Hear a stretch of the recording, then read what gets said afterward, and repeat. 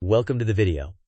Today we will transform your extra college financial aid into a smart plan that reduces debt, builds a safety cushion, and jumpstarts investing. First, we will set expectations, then outline the game plan, and finally walk through exact steps you can take this semester.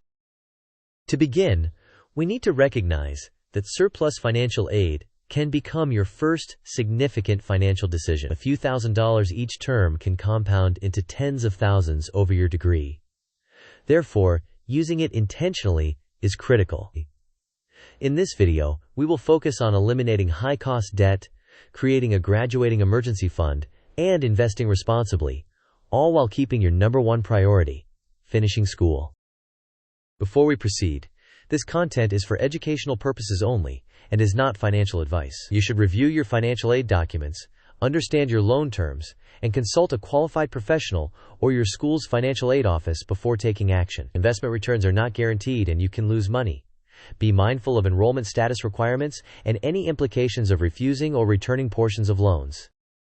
Next, here's our roadmap. We will start with a reality check on surplus aid. Then we will cover the number one priority of eliminating high-cost debt. After that, we will build a graduating emergency fund. Once those foundations are in place, we will discuss investing for growth using low-cost broad market ETFs. We will also reinforce the golden rule of finishing your degree. Finally, we will include quick quizzes to test your understanding. Now let's establish the reality. If you have surplus aid, treat it as investment capital rather than discretionary spending. Over multiple semesters, this can accumulate into a sizable sum that materially impacts your post-graduation life. The correct sequence is to first address high-interest debt, then create a graduating emergency fund between $5,000 and $10,000, and only then invest in broad market ETFs if conditions are right. Throughout, maintain focus on your degree. Moving on, your top priority is eliminating high-cost debt.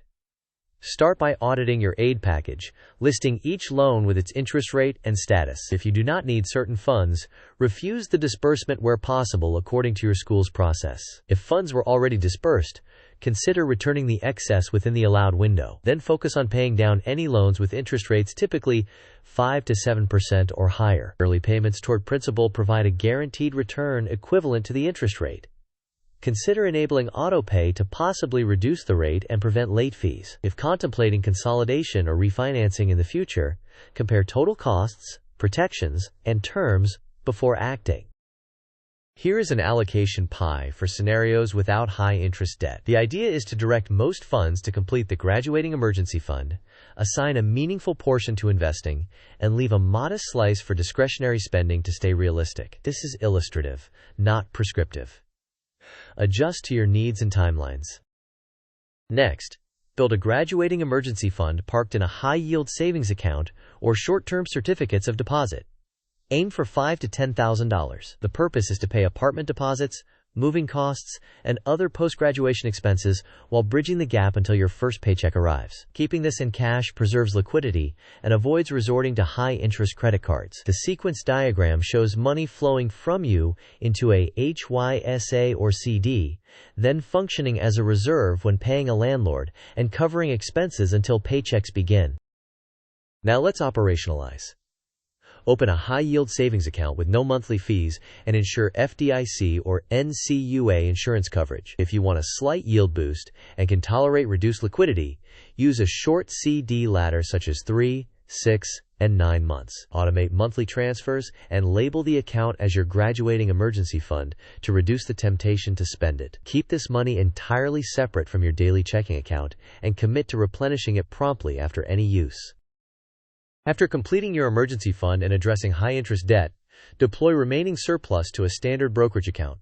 Choose a low-cost platform with zero commissions. Favor ultra-low-expense total market index funds or ETFs, such as a United States total market fund combined with an international total market fund. Automate contributions where possible and reinvest dividends to compound over time. Expect volatility, and remember that time in the market is generally more reliable than attempting to time the market. Be mindful of tax considerations, including holding periods for long-term rates and avoiding wash sales.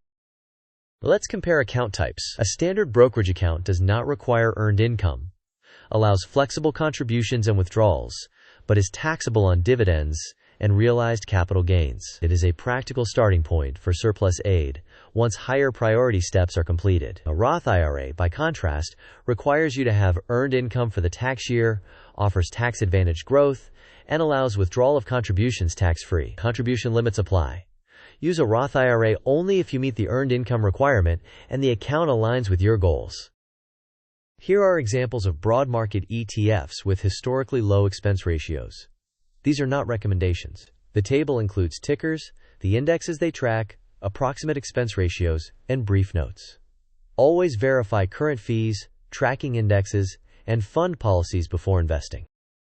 This timeline illustrates how actions evolve from early college through the first year after graduation. In the first 2 years, audit loans, refuse unnecessary disbursements, and build a mini emergency fund. By year 3, complete the graduating emergency fund and initiate small, regular investments. In the final year, protect the emergency fund, refine professional readiness, and invest remaining surplus. Immediately after graduation, the fund covers deposits and moving costs while you transition to employment. Over the subsequent months, accelerate investing via dollar-cost averaging and eliminate any remaining high-interest balances. Returning to fundamentals, your single highest return on investment is finishing your degree and launching your career. Prioritize your academics and automate financial tasks to reduce decision fatigue. Treat money as a tool that supports your goals rather than a distraction from them. Question: you have $2,500 in surplus aid and a student loan at 6% interest. What is the best first move? Option A, pay down the 6% loan principal. Option B, put it all in a high-yield savings account and ignore the loan. Option C, buy new textbooks and dorm decor. Option D, invest it all in a broad market ETF. You may pause the video now to think about the answer. We will discuss the answer in the next section of the video. The correct answer is to pay down the 6% loan principal. Reducing principal produces a guaranteed risk-free return equal to the interest rate, which typically exceeds high-yield savings rates and avoids the volatility of equities. Question: how large should your graduating emergency fund be? Option A, $5,000 to $10,000 in cash-like accounts. Option B, exactly 6 months of expenses. Option C, $500 for minor emergencies. Option D, all remaining money after tuition. You may pause the video now to think about the answer. We will discuss the answer in the next section of the video.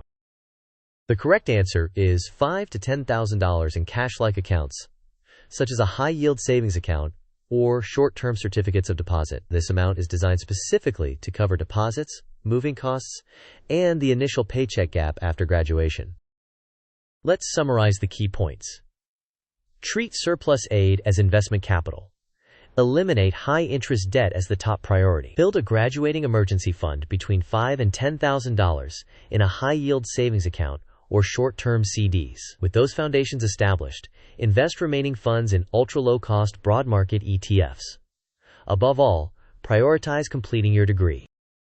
Finally, here is your 5-step action plan. First, audit all loans and refuse excess funds you do not need. Second, pay down any high-interest balances immediately. Third, build your graduating emergency fund to $5,000 to $10,000. Fourth, open a brokerage account and automate contributions to ultra-low-cost index funds. Fifth, maintain focus on completing your degree and beginning your career. Thanks for watching.